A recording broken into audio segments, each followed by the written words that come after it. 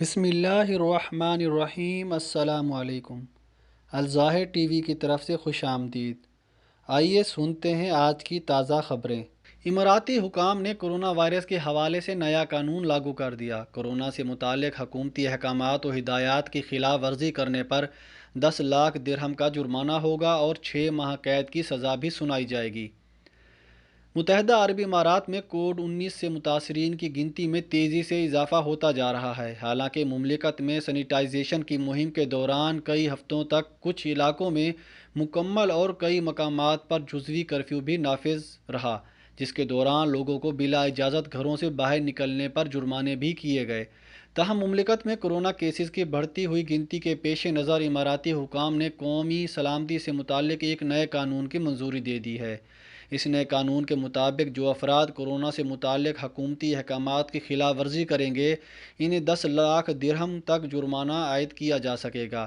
اس کے علاوہ 6 ماہ تک کی سزا بھی بھگتنا ہوگی۔ اماراتی پبلک پروسیکیوشن کے مطابق نیشنل سیفٹی سے متعلق نیا قانون لوگوں کو گھروں تک محدود رکھنے کی حکومتی مہم کو مؤثر اور کامیاب بنانے کے لیے لاگو کیا جا رہا ہے، تاکہ مملکت میں کرونا وائرس کی وبا کو پھیلنے سے روکا جا سکے۔ پبلک پروسیکیوشن نے بتایا کہ اس قانون کا اطلاق تمام قسم کی ہنگامی صورتحال، بحرانی کیفیت اور آفات سے جنم لینے والے حالات پر ہوگا، جن کے دوران تمام مقامی اور غیر ملکی افراد کا national emergency crisis and disaster management authority کے احکامات اور قواعد و ضوابط پر عمل کرنا لازمی ہوگا۔ متحدہ عرب امارات میں کورونا کے مزید 553 کیسز اور 11 اموات رپورٹ۔ کورونا کے نئے مریضوں کے بعد امارات میں کورونا متاثرین کی گنتی 16,793 ہو گئی۔ متحدہ عرب امارات میں پچھلے 24 گھنٹوں کے دوران مزید 553 افراد میں کورونا کی تشخیص ہوئی ہے، جس کے بعد مملکت میں کورونا سے متاثرہ افراد کی کل گنتی 16,793 تک جا پہنچی ہے۔ وزارت صحت کے مطابق پچھلے 24 گھنٹوں میں کورونا کے 9 مریض دم توڑ گئے ہیں۔ اس طرح مملکت میں کورونا کے باعث ہلاک ہونے والے افراد کی مجموعی گنتی 174 تک جا پہنچی ہے۔ وزارت کے مطابق امارات میں جو تازہ ترین ہلاکتیں ہوئی ہیں وہ مریض پہلے سے مختلف امراض میں مبتلا تھے، تاہم کورونا کا شکار ہونے کے بعد ان کی صحت مزید بگڑتی چلی گئی، جو بالآخر ان کی موت کا سبب بن چکی ہے۔ گزشتہ روز کورونا کے 265 مریض صحت یاب ہو کر گھروں کو لوٹ گئے، جس کے بعد کورونا سے شفا یاب ہونے والوں کی کل گنتی 3,837 ہو گئی ہے۔ پچھلے چند روز کے دوران امارات میں 41,000 سے زائد مقامی اور تارکین وطن کے ٹیسٹ کیے جا چکے ہیں۔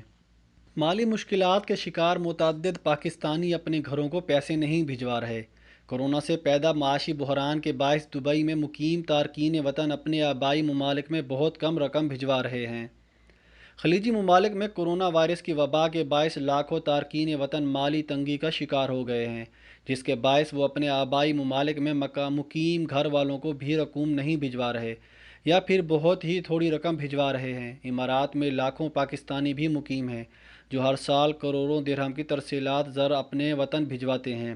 تاہم اب ان پاکستانیوں پر بھی مشکل وقت آ گیا ہے۔ اس وقت امارات میں 30 سے 40 ہزار پاکستانی بے روزگار ہو چکے ہیں، یا وہ ملازمت کی تلاش میں آئے تھے اور انہیں کورونا بحران کے باعث ملازمت نہ مل سکی۔ اس کے علاوہ وہ کئی نجی کمپنیوں اور اداروں نے اپنے ملازمین کو بغیر تنخواہ رخصتی دے دی ہے۔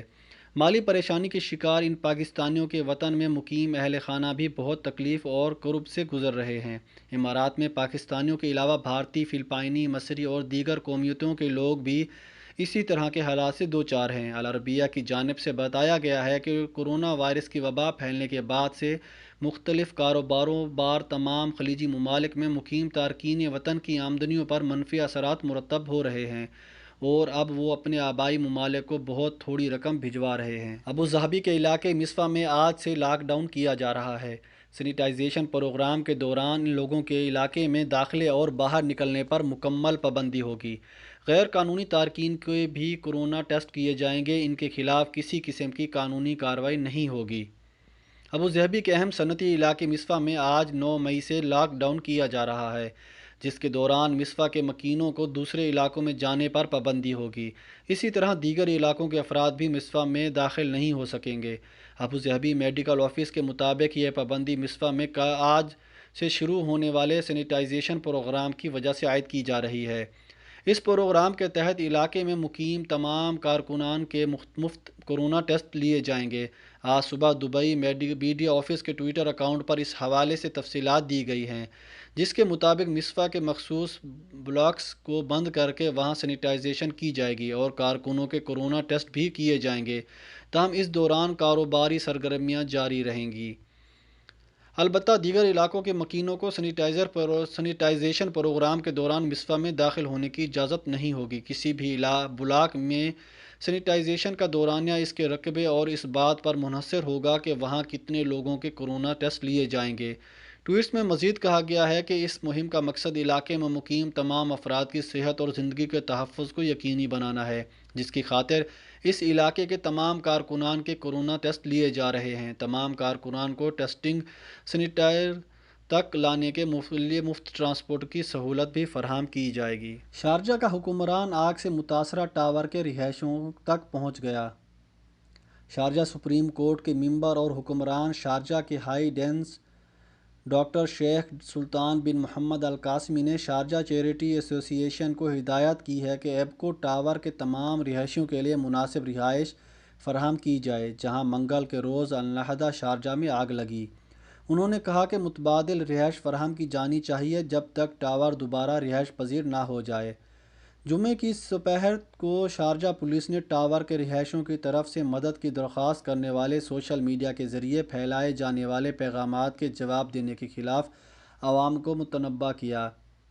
شارجہ پولیس نے تصدیق کی کہ عمارت کے کرایہ داروں کو مجاز حکام کی اچھی نگہداشت حاصل ہے، یہاں تک کہ پولیس نے متعلقہ حکام کے ساتھ تعاون میں ان کی شرائط پر عمل کرنے کے لیے ایک سرکاری کمیٹی تشکیل دی ہے۔ ابوظہبی پولیس نے اعلان کیا ہے کہ وہ رات 10 بجے سے صبح 6 بجے تک کے درمیان نقل و حرکت کی نگرانی کے لیے روڈ ریڈار آلات اور سمارٹ سسٹم کو چالو کر رہی ہے۔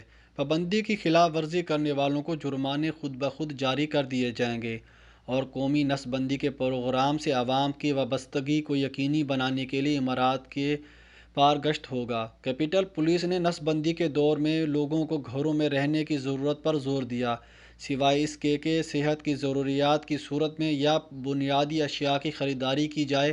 انہوں نے کمیونٹی سے معاشرتی فاصلاتی اقدامات کو محفوظ رکھنے اور ماسک اور دستانے پہننے کی بھی تاکید کی۔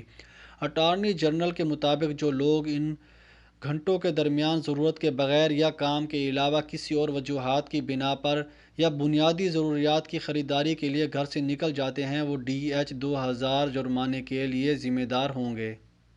قطر میں غیر ملکی کارکن کھانے کے لیے بھیک مانگنے پر مجبور۔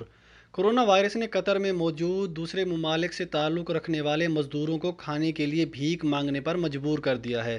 قطر دنیا کے ان ممالک میں شمار ہوتا ہے جہاں کورونا کے کیسز بڑی تعداد میں موجود ہیں اور وہ ان سے نمٹنے کی کوشش کر رہا ہے۔ برطانوی اخبار دی گارڈین میں شائع ہونے والی ایک تحقیقاتی رپورٹ میں کہا گیا ہے کہ ایک مالا مال ملک ہونے کے باوجود کم آمدن والے پریشان مزدوروں کو مالکان کی جانب سے بے سہارا چھوڑ دیا گیا ہے اور وہ ملک چھوڑنے کے قابل بھی نہیں ہیں۔ کچھ مزدوروں نے اپنے مالکان اور خیراتی اداروں سے کھانا مہیا کرنے کی اپیل کی ہے۔ صفائی کا کام کرنے والے رفیق، جن کا تعلق بنگلہ دیش سے ہے، نے بتایا کہ میرے پاس زیادہ کھانے کا سامان نہیں بچا سوائے تھوڑے سے چاول اور دالوں کے جو ختم ہونے کے قریب ہے۔ اس کے بعد جانے کیا ہوگا۔ رفیق ان 20 سے زائد مزدوروں میں شامل ہے جن کی ملازمت مارچ میں ختم ہوئی۔ اخبار نے ان کے مسائل کے حوالے سے ان کا انٹرویو کیا۔ ابھی تک قطر میں کورونا وائرس کی وجہ سے 12 اموات ہوئی ہیں، لیکن اس کی 28 لاکھ کی آبادی میں 18,000 سے زائد کورونا کے کیسز موجود ہیں، جو دنیا کے بلند ترین اعداد و شمار کی شرح میں شامل ہیں۔ ان کورونا کیسز میں بڑی تعداد میں غیر ملکی مزدوروں کی ہے۔ انسانی حقوق کے لیے کام کرنے والے ادارے مزدور کیمپس میں بیماری کے پھیلاؤ پر کئی مرتبہ تشویش کا اظہار کر چکے ہیں، جن میں دوحہ کے نواح میں واقع انڈسٹریل ایریا خصوصی طور پر شامل ہے۔